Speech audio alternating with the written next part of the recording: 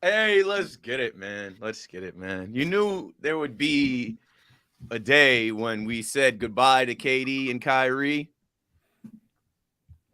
Didn't think it would be this week. Honestly, thought it would be at the end of the season.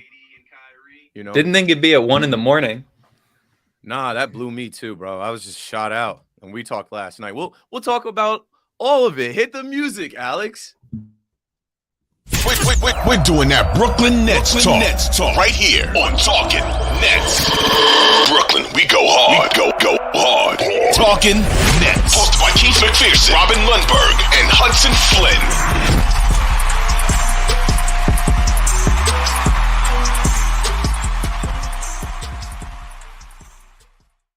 Yes, sir. Welcome back to Talking Nets. We started this after the clean sweep. We still here after Kevin Durant is traded to Phoenix, where he wanted to go from the summer to now. The trade deadline's over, folks. We're going to talk about everything. Our world, Nets world. I'll lead this thing off as I usually do. I feel relief. I feel refreshed. I feel like a weight has been lifted off my shoulders as a Nets fan. As a Nets fan, I've seen a lot. I mean, I wore my 2015 We Are Playoffs shirt to the gym today. You wasn't there. You wasn't there watching the Nets play the Atlanta Hawks. You wasn't there thinking that the Nets, as the 8th seed, could beat the 1 seed. You wasn't there. Some of y'all were. And shout out to the people that threw out their receipts. But you got to understand, the NBA is entertainment. And this is also a business.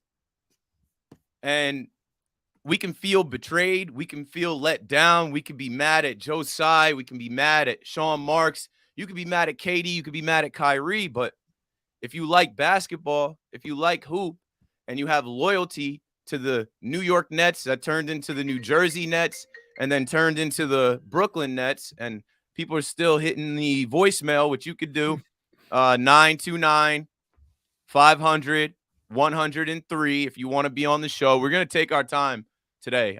Today I got time. Because what I'll say is this. Sean Marks, whether he keeps his job or not, I don't know. Joe Tsai, as the owner of the Nets, he's shown his hand a little bit. And if you're a Nets fan that was here specifically for KD and Kyrie, there's the door. We understand the Nets went the superstar route, and there's a ton of risk in that. There was not enough of a reward. I keep hearing that the Nets now can't win a championship as if they won a championship. They haven't. I have to remind folks, they made it to Game 7 of the second round. They didn't even get to a conference championship. So all of this was much about nothing. All the drama, all the BS, all the trades, all the attention. Nobody cares about the Nets. There's no Nets fans. That's incorrect. Everybody's talking Nets now, and this Nets world has been built. So if you're a fan of the Brooklyn Nets and you like watching basketball, there's still going to be games. I'm going to the game tonight. But now we don't have the pressure of Kevin Durant, arguably the best player in the NBA here, and his best friend, BFF besties, Kyrie Irving. We don't have the pressure of, okay, these guys are superstars with rings. They're supposed to bring a ring to Brooklyn. They didn't. They got swept out of the first round last year. They're not as great as everyone made them out to be. And you know what I'll also add? We had good times. We had bad times. I feel differently about KD than I do about Kyrie. I feel differently about, what KD did. I understand. KD came here with Kyrie. And unfortunately, KD was fragile. His first year, he sat out the whole year. They paid him. They finessed this organization. He's been hurt every year. And there's two things that are parallels. Last year, when KD went down, when Bruce Brown got bulldozed into him, frail legs, just can't take a hit. Not knocking the guy. It just is what it is. He's injury prone. He goes down, and Harden doesn't want to be Batman. He's trying to be Robin, the KD's Batman. He doesn't want to carry the team. He quits on the team. Kyrie is in and out of the lineup, being anti-vax guy. Harden quits on the team. He forces his way out. Deja vu this year. Everything's going good. 12-game win streak. You win 18 out of 20. Then KD gets hurt. Kyrie carries the team a little bit and thinks that affords him a 4-year max contract, $200 million extension. No, silly rabbit. We ain't going for it. So he requests a trade. Him going out to Dallas led to KD, right? The organization doing right by KD and saying, hey, we're not going to wait till the end of the year, even though we did make this Kyrie trade trying to bring assets to retool around you. We'll do what we said we're going to do. We'll trade you to the Phoenix Suns and only the Phoenix Suns where you want to go. Thank you for your time here. Let's move forward. Robin, Hudson, go for it. I mean, you can't sugarcoat it to start, right? Like, you got to get the obvious stuff out of the way. Biggest disaster in NBA history, whatever you want to call it, epic failure. All those things are true. The Kyrie, KD duo, the scary hours, all that stuff sucked. You know, we've been dealing with constant drama, like you mentioned. One playoff series win. You can blame whoever you want to blame. I think that Kyrie, in some ways, was at the root of every issue that happened. But Joe Tsai's the owner. It's his job to smooth some of that stuff over. Sean Marks is the general manager. KD apparently wanted him out. The thing I'm miffed with KD about, and look, it's still a great thing that Kevin Durant wore a Nets uniform, I suppose, but just how seemingly attached to Kyrie he's been through all this, despite, all the stuff that Kyrie brought, the shenanigans. And so all that's true. And the idea of a championship is gone. But there was no championship before, like you mentioned. This is the greatest hypothetical team that ever was. In reality, they're not a great team. They never were a great team. And it seems like they were never going to be a great team. So the ripping of the Band-Aid can be cathartic in some ways, because now you've got a fun group to root for. There's a likability factor. Jacques Vaughn, about the most likable person on the planet Earth. Cam Thomas just became the youngest player in NBA history to score 40 points in 3 straight games.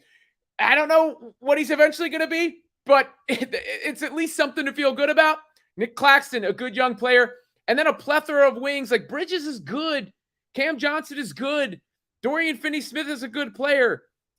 Dinwiddie's a good player.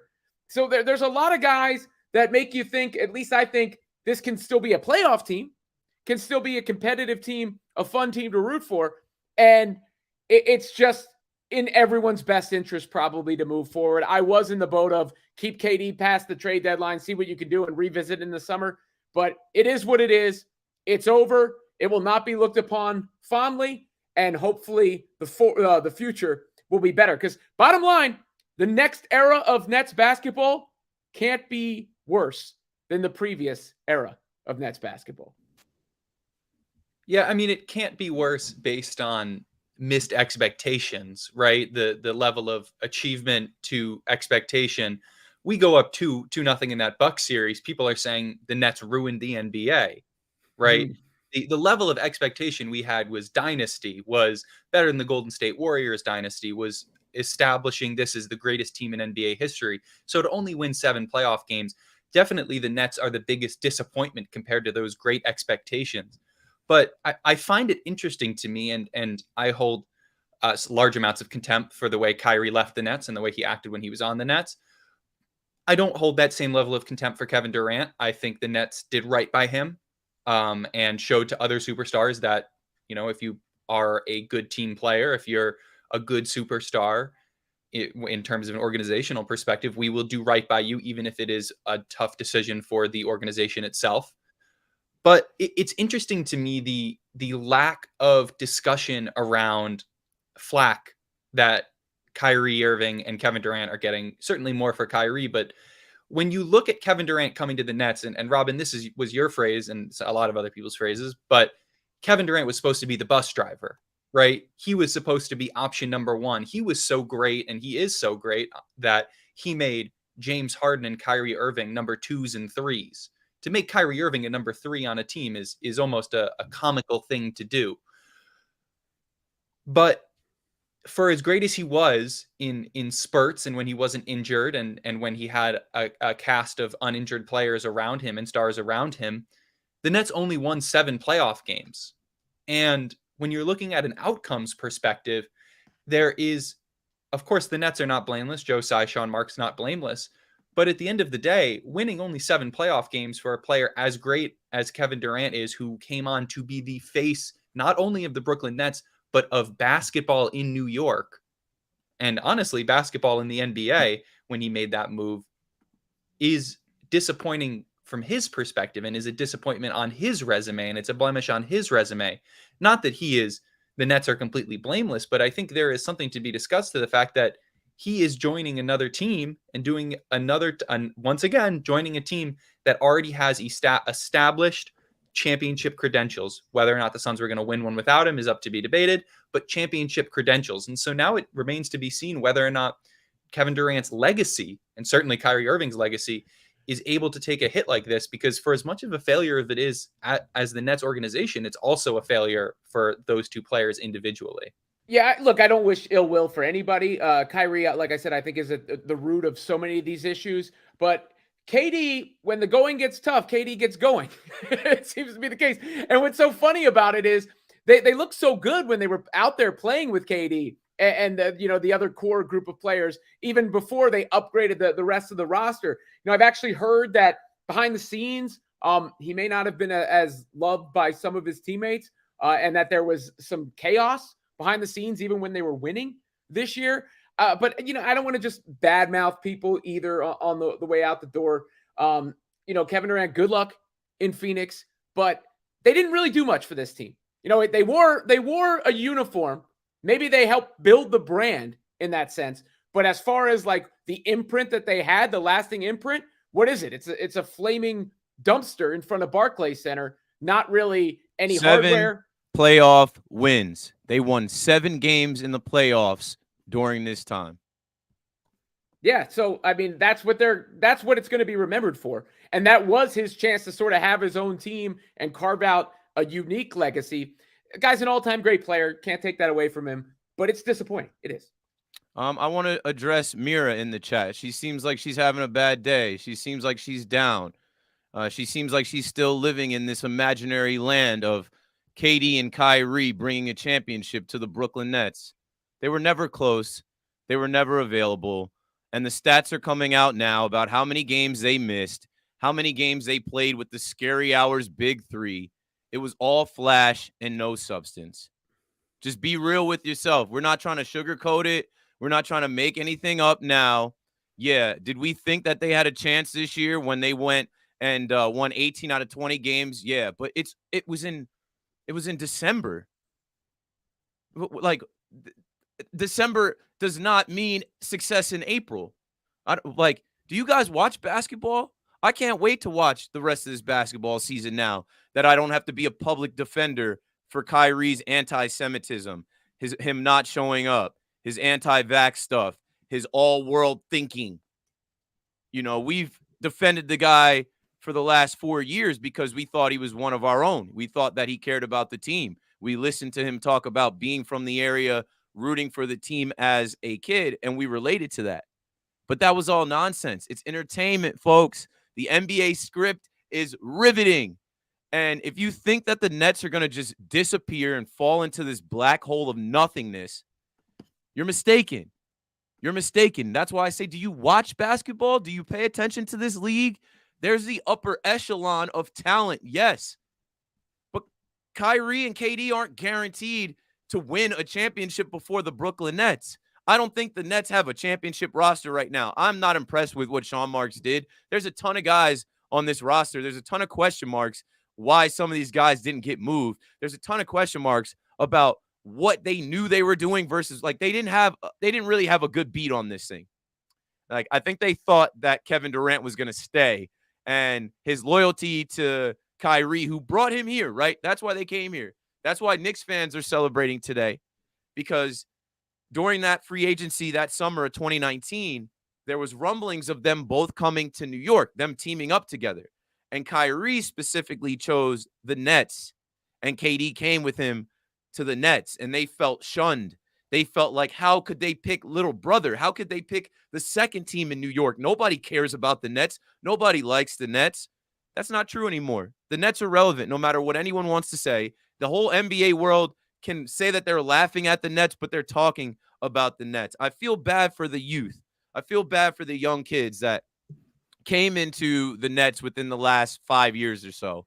And they had the fun team with the dancing and D'Lo and Karras and Spencer and Joe Harris and Jared Allen and those guys. And then we got rid of that, and it was like, holy shit, we got superstar talent. That's literally why they moved the team from East Rutherford to Brooklyn, right? Players didn't want to go live in the swamps of New Jersey and play in the Meadowlands. The arena was trash. Everything around it was not good. Fans weren't showing up. I remember those days. They moved from Continental Airlines Arena to the Rock where the Devils play. It was crickets. You could get in those games for $15. They moved the franchise for greener pastures. Twice now, they have made the mistake of going the superstar route. I know you guys don't know all of the history because you are young, and I do have some compassion for the kids that are hurt, because I think about if I was a kid waking up to the KD news after dealing with the Kyrie stuff earlier this week, I would be completely crushed. But there are better days ahead. They're not completely empty, right? The cupboard is not barren. They have some talented players and they have a coach. They are in 5th place. These guys are going to play. They've got like 28 games left in this season. They should be a playoff team, maybe a play-in team. Let it all play out. That's what hurt me the most, to be honest, is I had to wake up and tell my oldest son, Raj, that jersey I got him at the game we went to, we're going to have to get you another one. And I want to tell you this before the kids at school say something to you, because, they're old enough now where they start talking that. And he had gone to me the other day and said, is Kevin Durant going to get traded?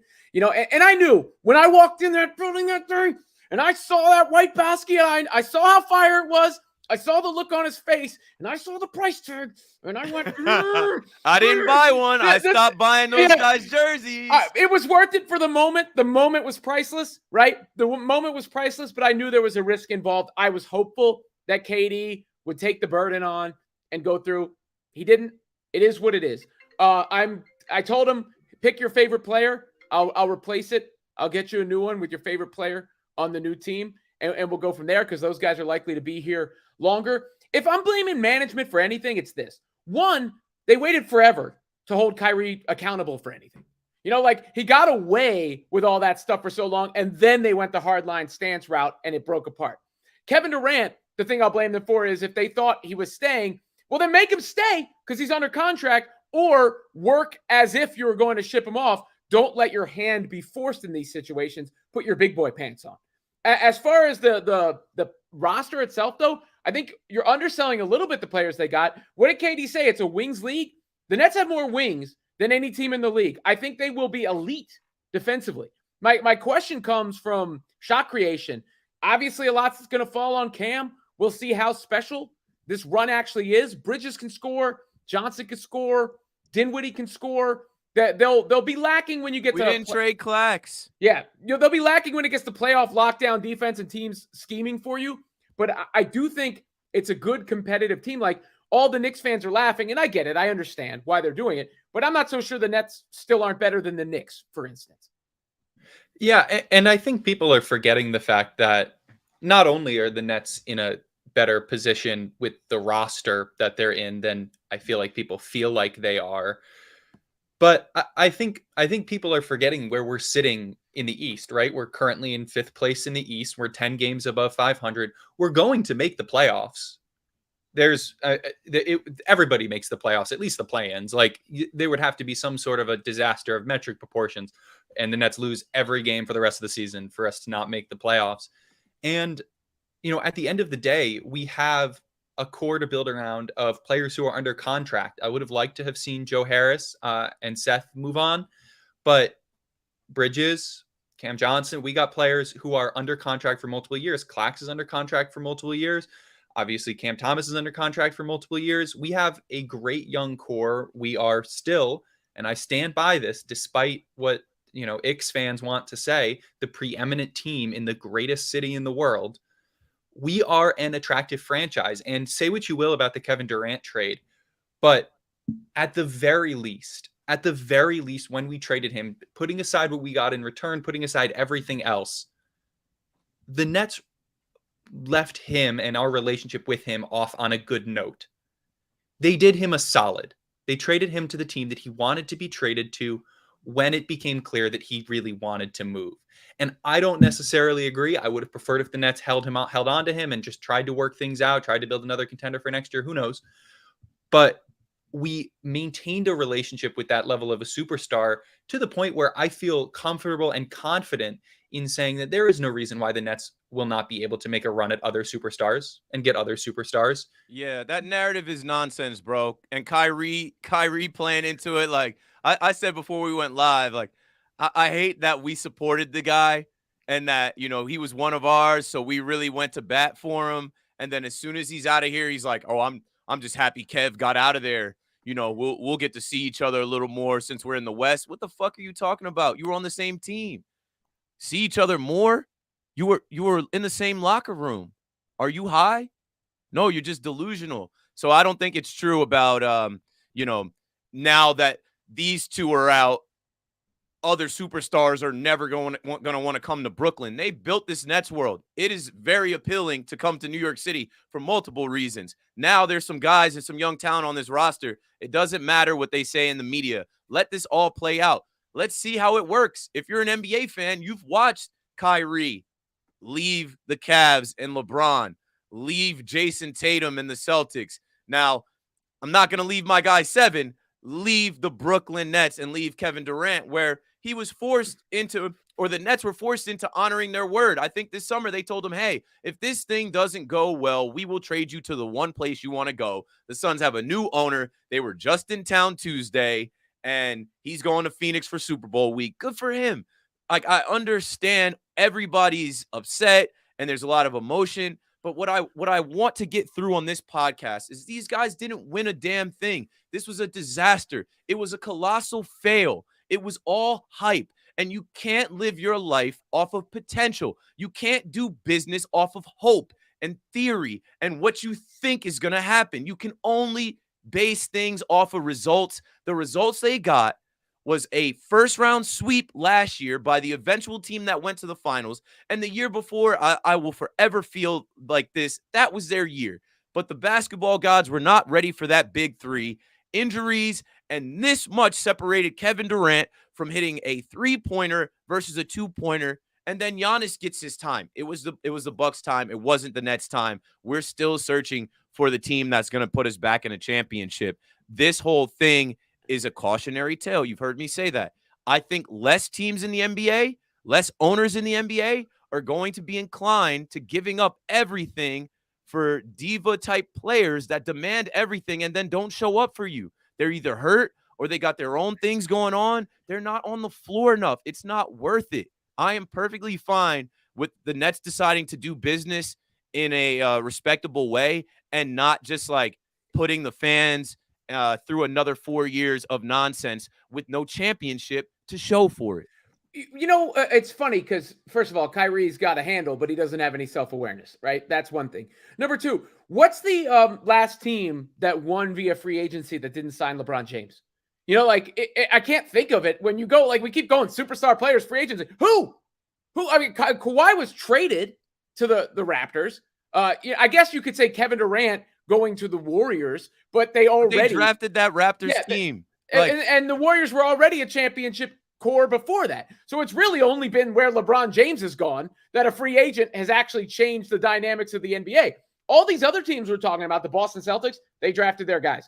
The Bucks, they drafted Giannis, I guess right? If you go back to the Celtics with Garnett and Pierce and but those were even Ray trades. Allen. Those were trades. Right. I mean, but putting the big three together, putting groups of stars together, you got to draft. You got to build through the draft. And I hope that if, you look at what we've done here, we can hit on some draft picks moving forward. Go ahead, Robin. That's something that Sean Marks has done well. If we're going to give him credit for something, I mean, Nick Claxton, Cam Thomas, some of these guys we're talking about. I think Bridges is somebody that can develop. So what are the Nets missing right now? They're missing a superstar, right? Like that is what it is. lowers the ceiling. But I think the floor of the team is pretty high. They've restocked the draft capital, so you're not just sitting there for the rest of time wondering, when they're going to have a draft pick again. Something good is just going to have to happen. You put a good product on the floor, a team that you want to root for, and then something's going to have to go your way, whether it's Cam Thomas becoming some sort of sensation or one of these future draft picks coming in down the line. I see a premium message in the chat from Chubbs. What up, Chubbs? Chubbs from Nets Kingdom with the $4.99 super chat. We get money. Hey. I'll say this, Chubbs. You guys keep doing your thing with Nets Kingdom. What I love is that when we started talking Nets in 2019, before the pandemic hit and banged that season, right? The 2019-2020 season. Hudson and I were building this against all odds. We knew that the attention of Kevin Durant and Kyrie was going to take us somewhere. We did not know it would be this treacherous, tumultuous. We didn't know it would be this much drama, but there was not this many fans, people covering the Nets, talking about the Nets. This Nets world has been built by people like Chubbs and AJ and Nets Kingdom with Saint and Rage and those guys. Also, the glue guys. Shout out to the glue guys. I'm never beefing with the glue guys. I just think it was corny how they were obsessed with Kyrie, but I understand it. You have us. We're exactly wrong in retrospect. No, I understand it. They were obsessed with Kyrie and KD's friendship and talking about these guys off the floor as if they knew things, but that's fine. Locked On Nets, those guys, Adam and Doug, this Nets world has fans who are making media, fan-made media, and actual fans in the arena. We're not going anywhere. We got another premium chat, Jethawk 1172. He says real Nets fans will still be here. And that's, I think, the test here. That's kind of the test is we keep talking about it, right? Well, let's be quite frank about it. One of the big reasons the Nets were talked about so much is some of the players who were on the roster. Kevin Durant, Kyrie Irving specifically. But has enough been done since the move to Brooklyn, since the acquisition of superstar talent, even if it was just in name, going back to Kevin Garnett and Paul Pierce and Darren Williams, to now this era of the team through a decade where people can grow up, where people can see the merchandise, they can purchase the merchandise, they can have their own experiences. Did that stick? And if it's stuck, those fans are going to stick it through. And they're going to go cheer and chant MVP at the foul line when Cam Thomas goes for 40 again. They're going to lift up a team that's going to play hard. I have no questions about this team playing hard, playing defense. They're going to be athletic. They're going to get out and run. They got a lot of athletes, and they got some young guys who I think the fans can get excited about. So it's going to be the test for Nets fans out there to say, hey, I am a Brooklyn Nets fan. I am part of the Brooklyn Brigade, and I'm not just here to stan Kyrie and spread sage for him. And at the end of the day, though, where does that get you, right? If you're banking your entire fandom on Kevin Durant and Kyrie Irving, and look, we've talked in the past about what it was like to be a Nets fan when they were going 12-70, and you're like, well, I'm a Kobe fan, but I like the Nets, and that whole vibe, and we've talked a lot about that. But at the end of the day, you have a Nets franchise that, and if you want to thank Kevin Durant and Kyrie Irving for anything, they boosted the stature of the team to a point where they can retain that stature. The Nets are never going to go back to being a cellar dweller, dumpster fire of a poverty franchise that people are going to look down on, even when, and rightful jokes are coming towards the Nets' way right now for the way they've, handled or failed to handle the Kevin Durant and Kyrie Irving situation. Even among that, the Nets have constructed a good roster. Not a championship winning roster, not a roster that I would expect to win. I think we can win a playoff series, but not two. But at the end of the day, we have built a good team and have a great foundation. Whether or not you can win a championship by picking up players in free agency, the Nets are in a very, very good position. Mikal Bridges is a rising superstar in this league. Maybe not a superstar, maybe a star, but the way he's playing, he played in Devin Booker's absence was unreal. We have Cam Thomas, a player that is dropping 40 points on the regular. And I don't think people really are even comprehending how absurd that is. Cam Thomas, the only thing slowing him down is the fact that he has nobody around him to help take the ball out of his hands when he gets too tired. He'd go for 60 if he had a little bit more stamina. He does not stop scoring. Nick Claxton has developed into a star in his own right. If this season, if Claxton had been playing the way he's played for the second half of the season, of what we've played so far, the whole season, he would be an all-star. We are in a great position as a franchise. The only reason that we are looking at this in a negative light, and I understand why, and it is a justifiably negative light, is because we lost Kevin Durant this morning. If you were to take the 2019 Brooklyn Nets before they signed, those two players, and you said in 3 years, you are going to have some playoff successes, some playoff failures, but in 3 years, you're going to have these level of rising stars under long-term contracts who are very young. 100% of Nets fans would take that. And I think that's what it comes down to, because no matter how sad we might be that those two players are gone, particularly the one that left last night, we are in a great position as a franchise to continue to, follow our growth trajectory. This roster's better than the roster before. This oh, roster's absolutely better than Karis LeVert and Jared Allen and that team. And Bridges, by the way, he averaged 23 points a game the last month. So, again, I'm not saying this team's winning a title or they got the guys who are going to create in the Eastern Conference Finals and the NBA Finals, but Bridges can average 20-plus points a game. Cam Thomas can average 20-plus points a game. I think Spencer Dinwiddie could average close to 20 points a game, right? Like Johnson can average close to 20 points a game. They are not completely bereft of guys who can put the ball in the bucket, and they are completely overflowing with length and quickness on the perimeter for the switchable schemes that they use that should make them excellent on the defensive end and in transition. I think I'd be more upset if we were close. I think I'd be more sad if there was a run to the Eastern Conference Finals or a finals run in these last 4 years. But it has been all nonsense. And please do not forget, the world changed. Please do not forget there was a mandate in the city. And go back before the mandate, right? We had a season interrupted by COVID. It's just unfortunate timing. It's bad luck, right? You get the superstars to come to Brooklyn that you dreamed of from the New Jersey Swamp Dragon days, right? You get those superstars and a pandemic hits. And, even our homegrown stars that we've seen go elsewhere and do well, you give them up for James Harden. And, I saw a tweet go out today that they said, somebody was sure that if Kyrie got vaccinated, this team would have been a juggernaut last year, because I think Harden stays, right? Harden was the guy that had to carry the Houston Rockets. He came to Brooklyn for what he probably thought was going to be a quick, easy ring playing next to KD and Kyrie. But that never happened. They played 16 games. It's okay, folks. You got to get over it. This is how you start to turn the page. Like Hudson said, I think we're upset because KD did sign an extension. But, what does that mean in this NBA? What does that mean for a Kevin Durant that joined the Warriors, that left the Warriors to come to us? There ain't no loyalty in this. The only loyalty is between fans that grew up rooting for the team or live in the area and go see the team, right? We've already filtered out stands. I had this kid sent me a message on Instagram. I was just on the Talking Nets Instagram, which I barely even service, but the shit is goofy.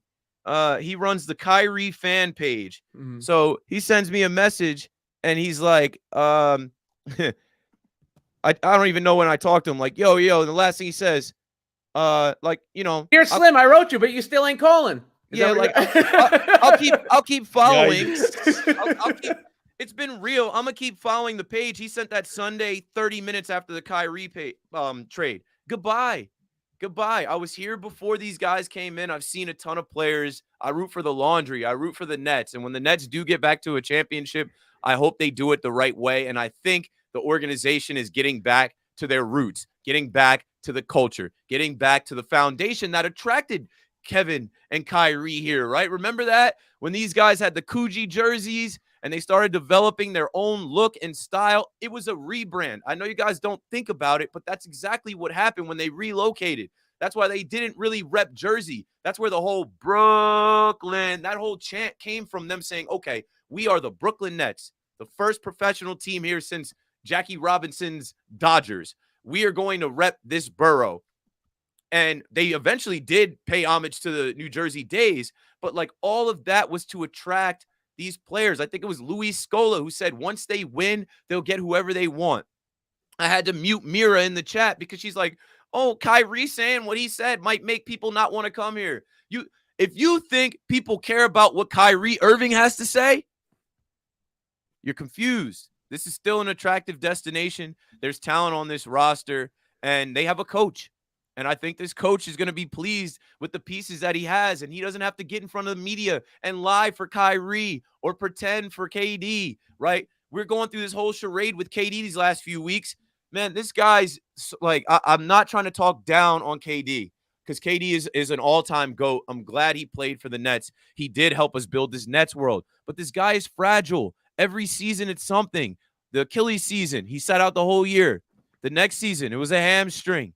The last 2 seasons, a sprained MCL because guys fell on him. Mm-hmm. He was standing around. He admitted it himself. Oh, I wasn't locked in on the play. I wasn't paying attention. And guys fell into me. It's a butterfly effect. A chain reaction is set off by losing the best player in the NBA. James Harden don't want to be here after that. I'm not here to carry. Get me out of here. And then the next season, Kyrie, oh, I think I've carried. I put on a show against the New York Knicks.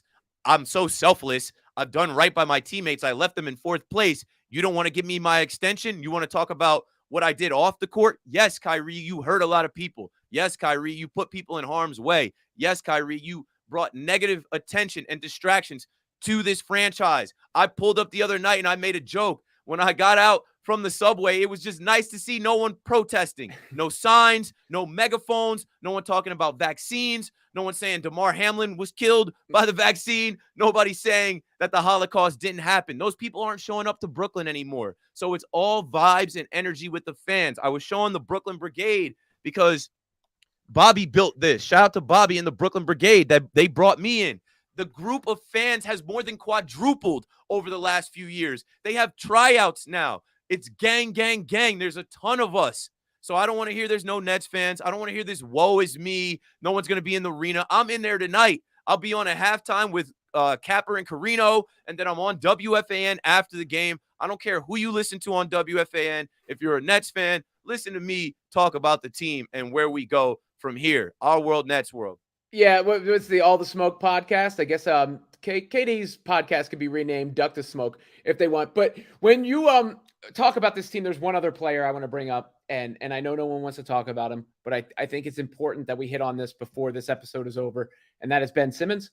We're all tired of Ben Simmons. We were all fed up with Ben Simmons. I think we all want Ben Simmons to be shipped off if possible, but we knew it was impossible.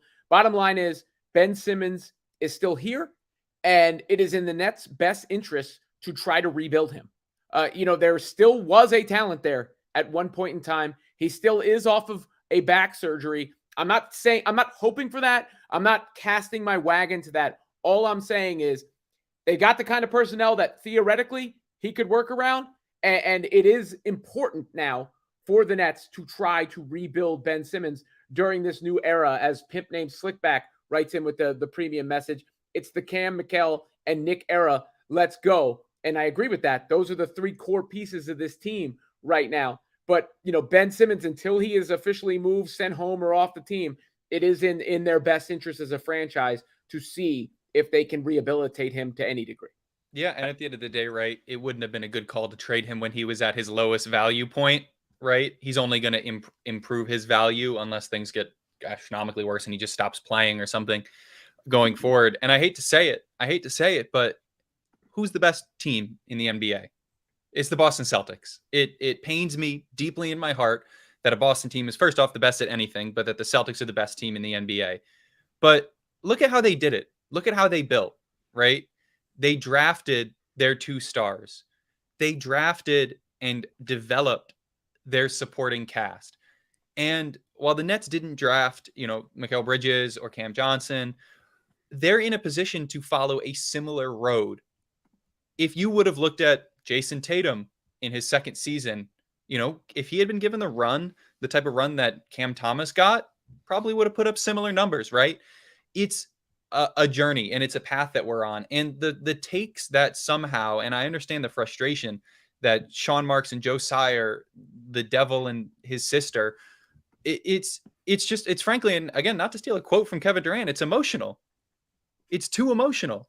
And at this point, you have to look at where is the path and what are the organizations to emulate when it comes to becoming a championship contender and winner. And if you're looking at teams that have had more success than what the Nets were able to do with free agents, you have to look at the Celtics, and that's kind of the way they did it. And they drafted also very well. Remember Brandon Batts, now another premium message, retooling with young talent and picks. A pimp named Slickback is back. What's up, pimpin'? BK Way. Well, I just lost my train of thought there for a second. Oh, Brian Windhorst, during the summer, he was on TV. He said something along the lines of Joe Tsai would rather own a team that's fighting for the play-in or 40-something wins that he can be proud of than one he can't. I do think if you were to put some of the executives, some of the highest level people on a polygraph inside Barclays Center, they may be a little bit happier today than you would think on the surface. Yeah, I mean, not for nothing, yo. The Kyrie thing, I know he's deleted his apology. He's living his life and moving on. That was really the last straw, bro. Like the anti-Semitic stuff and not explaining it, right? Thinking that because you feel you know yourself and you're this historian and you're smarter than everybody else that you don't have to give an explanation or apology. Like that was it, man. And the fact that he came back from that suspension and the Nets did go on to win, and it seemed like it was working, and then they had to still blow it up. It's dysfunctional. I can't live like that. I don't know about you guys, but like I got to the point where I was like, I don't want to be attached to Kyrie Irving because this is not me. I'm not anti-Semitic. I took the vaccine as soon as I took it. I had to. And as a regular human being, like as a regular civilian, we can't relate to being above others. We have to show up to work 100% of the time or we get fired. We have to show up to work to make money to live in this city. We can't just pick and choose what we do. We're not so entitled. We're not so privileged. So like I can't relate to that. And I'm glad that it's over. And I'm sure there's people inside the building that are like, okay, we're free of the headache. Now we're getting to the end. And I want to play these voicemails. If you left a voicemail that was 3 minutes, we can't do that. I don't understand. You might as well start your own pod if you're going to leave a 3-minute voicemail. Shout out to everybody that left a voicemail under a minute. Let's play them. What's up, Talking Nets, the unknown Nets fan. Just to let y'all know that the trade deadline is outrageous after the Kevin Durant shift to the Phoenix Suns. But I will say this. I don't know if there's any hope, but there's got to be hope at some point with the future Nets as long as Joe Tsai and the general manager and Sean Marks no longer in presence. The owner and Joe Tsai and Sean Marks. Because at the end of the day, it starts at the top, and the Nets fan needs a new owner and a new general manager, similar to Sean Marks, but better. And besides, you need a big you're not getting a new owner like that. Just Hold on, yo. The general manager, perhaps that could happen in the offseason, but you're not getting a new owner. Sorry, it just is what it is. Let me say this. Like I just talked about being regular people, regular civilians. Joe Tsai is a billionaire. He's a powerful man.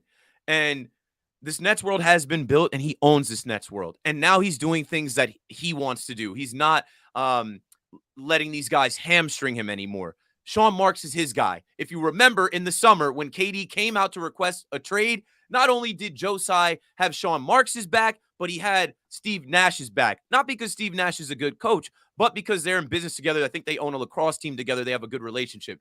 Nash was never a good idea for the coach. But like, if Joe Tsai doesn't sell the team, if he doesn't fire Sean Marks, I won't be surprised. So fans that are talking about what needs to happen, like you'll be gone before they're gone. Like it's just, you got to deal with that. Like they're doing what they see best for business. And I'm not mad at them because it did not work. Like I said, I would be a little bit more upset if I was like, hey, we were in the finals last year. Or, hey, we were in the Eastern Conference Finals 2 years ago. We got swept out of first round. That shit was embarrassing, bro. I went to game 3 and I didn't want to go. And it also was embarrassing this year. Like if you listen to this podcast, like I'm going to the game tonight. I was at the game Monday and I also went to the Celtics game. I went to more games in the span of a month than I did in the first 2 months after opening night because I was embarrassed. I was ashamed. I was not pulling up and being there under the nonsense that Kyrie brought to the team.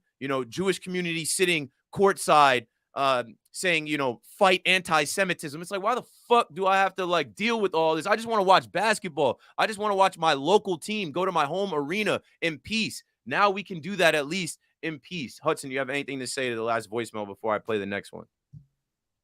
Yeah, I just, like I said before, it's just kind of an emotional take.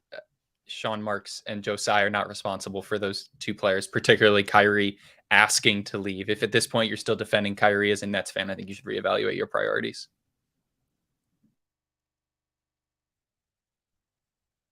Come on. Come on. That's the sound of Kyrie Irving making a good point. Doesn't exist. Yeah, never. The guy just says words. He likes to use the word selfless. But he walked with the Mavs fans after the game, guys. Guys, he was with the community. Never did that in Brooklyn. All right, I don't know why this one won't play. Come on. I'm dropping the fucking ball here. And it's not my fault because the Bluetooth is connected and this shit is just not playing. Come on now. Am I not connected to the Bluetooth? Or it might be. I hate smart technology. It's trying to connect to my MacBook. Clearly, I'm not using the MacBook. I'm using the speaker here. Goodness. All right. Shit's embarrassing me more than KD and Kyrie and the Brooklyn Nets. Well, there we go. Nets, it's Corey C. Longtime Nets fan, follower of all you guys. Just want to say it's been a tough week, but I'm feeling excited about the team for the first time in a while. It's been a rough season, and frankly, it's been rough for the last season and a half. So looking forward to hopefully some good hard-fought games under Vaughn and hopefully brighter days ahead. Thanks for what you guys do. Go Nets. Shout out to Corey. Corey messages us a lot, tweets at us a lot. Honestly, Corey, I don't have the patience or time to respond to you all the time, but I appreciate you. I appreciate all the Nets fans. This should be a rough time. It's the end of an era. Yeah, one more pimp named Slickback premium tweet, premium message, making sure we get it in. I think the thing too is we need our main stars to be homegrown. Look at Giannis, Curry, Tatum. You can add free agents later, but starts at home. I brought that point up earlier. LeBron James, Jokic, Embiid, all the teams, all the contenders right now, they develop their own players. The free agency signings were kind of the things to put them over the top or to add to the roster, not the exact basis core of what's going on. The last voicemail mentioned Jacques Vaughn. I do think Jacques Vaughn's going to make a lot of fans feel better later when he talks before the game and after the game. Maybe the performance of the team tonight. I don't know how many players they're going to have available, but probably not the Suns guys, but the Mavs guys should be available tonight. But I think watching the team is going to make people feel a little bit better. And I'm just hoping, let's ride this Cam Thomas thing until the wheels fall off as far as that can go. Also, just want to point out the Cam Thomas thing. I know it's not going to be what we're talking about in this podcast, obviously. Not a mirage. In games where he plays more than 20 minutes, he's averaging something like 24 points per game. Just not a Linsanity run. This is who he is. It's Brooklyn in the house. Hey, this is Deshaun Wells. I was just calling to say you're right. Let's keep our heads up about this. Good luck to both players, specifically KD. I know it wasn't the best, unusual, unstressful workplace, but I feel like with the height and length that we got and incoming talent we got, Claxton, Thomas, the sky's the limit. The future is the limit with these picks. Who knows? A veteran signing might come. I think things is going to be good.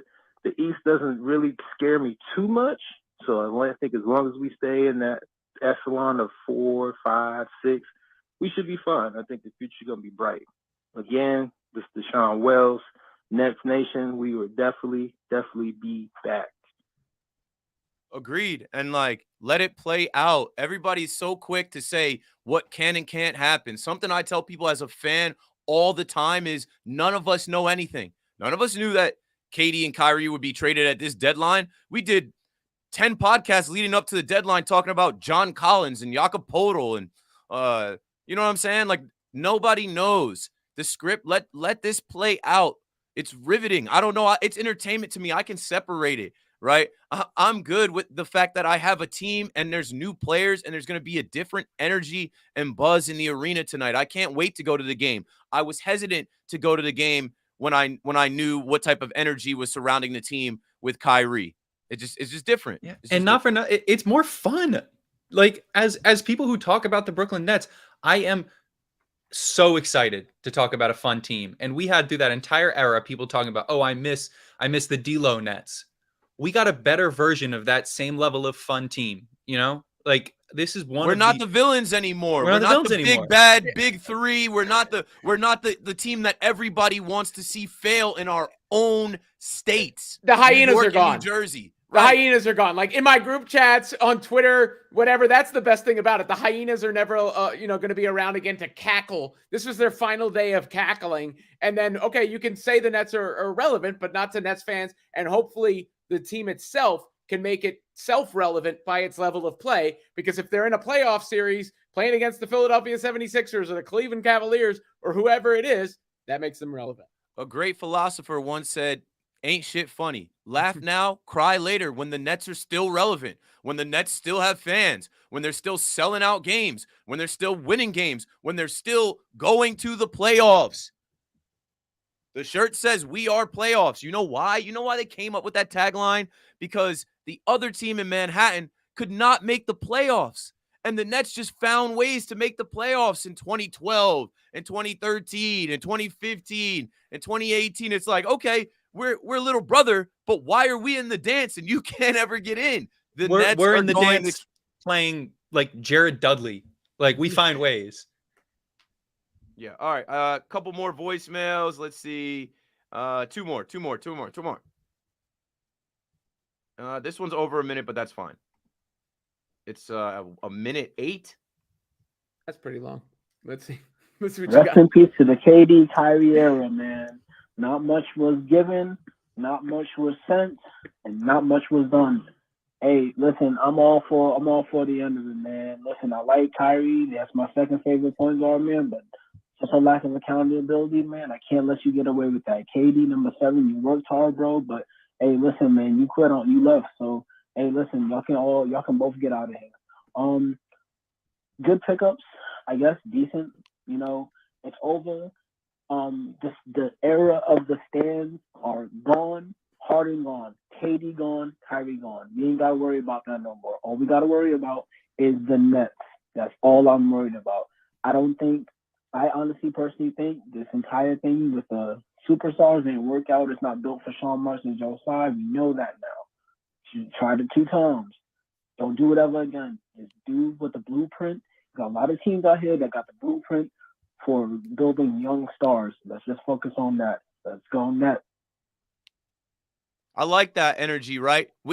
Fool me once, fool me twice. We did the Kevin Garnett, Paul Pierce nonsense. Didn't work.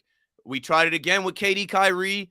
Now I see a future of this Nets world where they have young talent and they keep drafting and adding young talent and they build a contender. They stay in contention. You know, there's so many people saying this team can't win a championship. Okay. Not many teams are teams in the NBA that can win a championship. It seems like the same damn teams end up in the finals. Seems like the same teams figure out how to stay relevant and stay in the finals. I think there's a future, though, where the Nets build a contender and they don't have to sell their souls to players who have zero loyalty, zero accountability. They look at this whole thing as a business and as a game where it's like, if you're not going to run me my money, you know, I don't have to show up and play every single game. Load manage. Oh, I'm injured. I'll take my time coming back. Like, that's done. That's done. Yeah, I apologize for saying something about the length of the voicemail. That was a good one. Okay, last one. What's up, guys? My name is Dylan. I won a hoodie from you guys, if you remember, in a giveaway way back when, before the Harden trade. What's the man? When we had merch. Kevin Durant and Kyrie Irving, but we got a bright future. Cam Thomas, Mikal Bridges, Cam Johnson, Nick Claxton. A little weird that we didn't trade some of our veteran pieces, but I'm excited, man. We're not in a bad situation in comparison to what we were after the KG Paul Pierce trade. At least we have a future. Excited to hear you guys talk about it. Let's go Nets. Okay, that's all the voicemails. And shout out to everybody calling the voicemail. Like, We had 2 more, but they were 3 minutes, and I'm not gonna play them. I'll say this because we're wrapping this thing up as we're getting close to an hour here. Like, I hope you guys feel better. I hope you guys can breathe and exhale and move on. Like, honestly, last night, I wish I was on air. I drove home, and as soon as I could, like, relax and chill, the news broke, and I'm, like, retweeting everything and reading through everything, and I wasn't mad. I was relieved. I knew that I knew KD was done. I did not know if they were going to be able to get that type of package for him, which could have led them to not trading him. I'm fine with the package that they got, the picks, and something I said online was we're going to care about the draft for years to come. After the whole Billy King 2013 nonsense, we didn't have any picks. So we hosted the draft, and it was whack to see all of these players get picked with the Brooklyn Nets pick. Now we're going to have some picks, and now we have a future. We have young talent. It is not all doom and gloom. That's what they want you to do. They want you to be sad. They want you to hide your Nets gear. Don't hide, right? Knicks fans in town are relieved because the Nets didn't win a championship before them with the superstars. But what they don't realize is Nets fans are relieved that we don't have to go through the nonsense. We can get back to basketball. We can get back to just having vibes and energy around our team and not distractions and nonsense that come with this superstar route that we had. KD and Kyrie got together as friends. They thought that they were going to win a championship. They talked a big talk, and we all bought into it, as we should, as Nets fans. But that is over now, and I understand if you love these guys. I love watching both of them play. I will root for them. I would love to see Kevin Durant win a ring with Chris Paul and Book this year. It wouldn't change my day. It really wouldn't. I like watching him play too. I'm not sure I'm rooting for him, but that's okay. Yeah, you guys don't have to. I'm a basketball fan. I'm not wishing them ill, but I don't know if I'm going to be like, yay, go Kyrie, in the West, I don't want to see the Warriors get there again. The Nuggets I'd like to see win, but if KD is great on this Suns team with Book and Chris Paul wins a ring, like that's a good story for the NBA. Yeah, I'm not mad. I'm not saying I'm rooting for Kyrie and the Mavs. I don't want to confuse that. Yeah, like I'm not rooting for Kyrie. Kyrie has just like ruined his whole standing with Nets fans, and like I can't even wear his jersey. I'll wear my Kevin Durant jersey because KD did put the team on his back. KD did rep the Nets world, but he was forced into a position where he's like, all right, what's the point of me being here? Send me where I want to go. Kyrie he ran his mouth, and he did a ton of negative things that brought negative attention that he was never really accountable for, and kind of looked at it like, hey, I'm good at shooting the basketball. You guys should just forget about this stuff and hurt people along the way. I don't think that's cool. So yeah, he's got Hall of Fame bridge burner. I don't know. I've never seen someone. He manages to piss everybody off. Like he's gonna run real low on ill will once he retires eventually.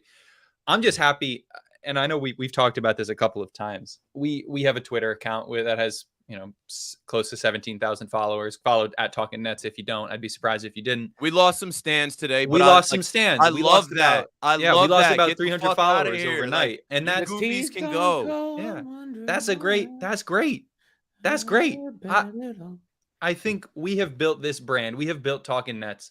Not only just for the Nets fans that were here at 12 and 70 and, the Kerry Kittles and back when they were the Izod Center, not just them, but the people who joined this Nets world when the stars came and decided to become Nets fans and didn't just, stick to being Kyrie fans or KD stans or whatever.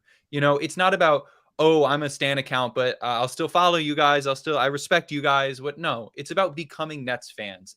And the Nets world has grown, and we have become more of an evolved community. And I think, again, if you want to look back on all of the losses and things that went wrong during this tenure, you can.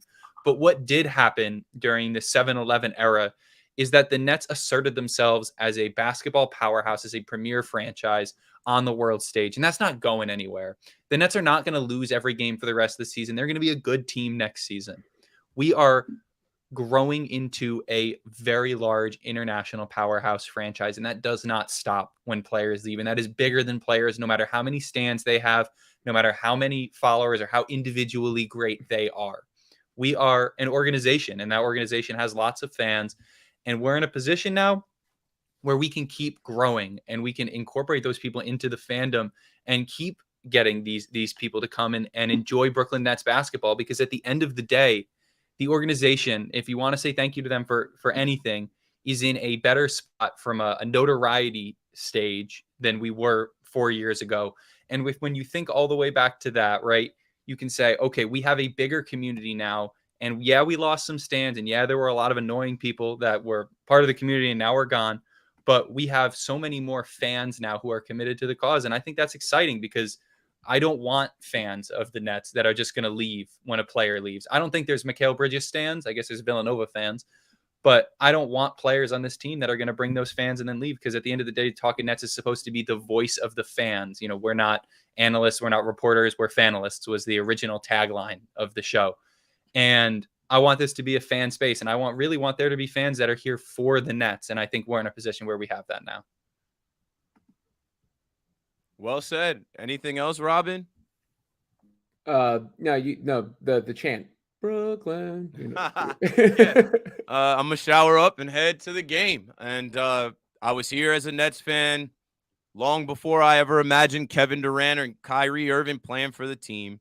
I'll be here after. I'm proud that now I do say I'm a Nets fan, right? I don't say, oh, I'm a Bron fan, I'm a Kobe fan, and I root for the Nets. Like, the Nets have given us some moments to be proud of. They have built a real fan base, a real NBA organization, a real arena, a real home court advantage, and you'll hear it tonight. We'll see what the Bulls look like, and we'll see what Spencer Dinwiddie and Dorian Finney-Smith look like. Like, we have a different team now. We have a couple guys. Ben Simmons should be buried on the bench. There's no reason for him to play.